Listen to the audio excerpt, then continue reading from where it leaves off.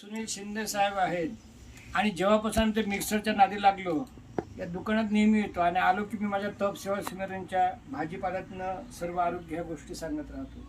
पण यावेळेस मी जेव्हा यांच्याकडे आलो मी यांना म्हटलं का तुमचं खेड्याशी नातं आहे का? ते बोललं हो. आता म्हणे आज उद्या मी गावीच चाललो.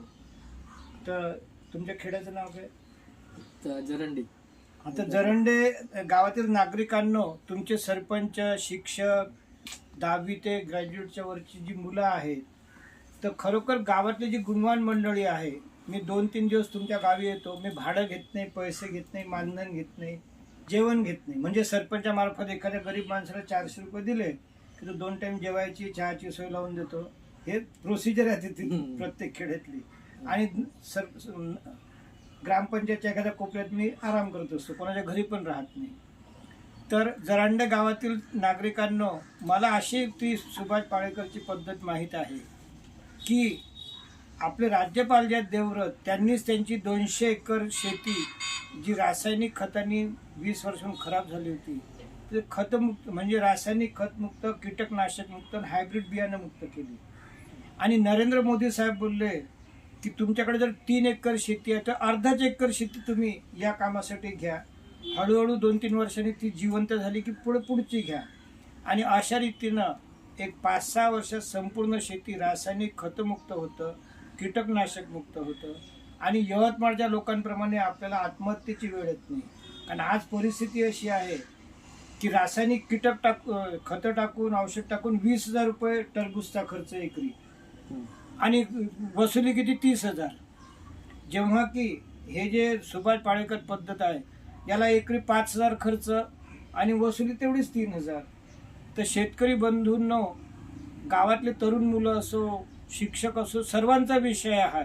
कारण खेड्यातले तरुण पोरं असतात ते पटापट सांगू शकतात, काका हे बघा अशी क्लिप आहे, ही अशी अपडेट माहिती आहे. तर अशा रीतीनं मी सुनील शिंदे साहेबांना विनंती करतो की गावी गेल्यावर व्हिडिओ कॉलिंगवर माझी चर्चा करा, सरपंचासोबत चर्चा करा आणि चांगला प्रोजेक्ट राबवू. आणि बाय द वे, मला भाजीपाल्यातून सर्व व्याधीमुक्ती हेही माहीत आहे. आणि जरांडे ग्रामस्थांनो, जानेवारीमध्ये जळगाव, खानदेश आणि खामगावला ही शिबिरं आहेत, म्हणजे भाजीपाल्यातून व्याधीमुक्ती. आणि सुभाष पाळेकरांचं 10 ते 15 फेब्रुवारीला मराठी भाषेत सिंधुदुर्गला शिबिर आहे. आणि मी तुमच्या गावी या महिन्यात 2 महिन्यात जर 2 दिवस येऊन गेलो तर तुम्हा लोकांना काय सर्व बॅकग्राऊंड आयडिया येईल. तिथं तुम्ही मन लावून शिकाल आणि तुमचं कल्याण होईल. आता सहज एक शेवटची गोष्ट सांगतो. काल मी गुजरातला गेलो होतो. तर घडी घडी ते शिकवतात की हे शेणखत म्हणजे खत म्हणून टाकत नाही आपण, एका एकराला 12 किलो शेणखत टाकतात. पण ते कसं विरजन करून हे करून त्याचा फवारा मारून, तर ते कीटकनाशक सप्लायर असतं. एक शेतकरी काय बोलला, मैं फेल हो रहा 10 साल से मैं 20 गाड्या शेण डाल रहा. म्हणजे पाहिजे एवढंच आणि ते एवढं टाकतात. तर ही कठीण पद्धत आपण समजून घेतलं म्हणजे जीवन जगायला सोपं होईल. एवढे बोलून मी जरांडे येथील सर्व ग्रामस्थ आणि सरपंचांना नमस्कार करतो.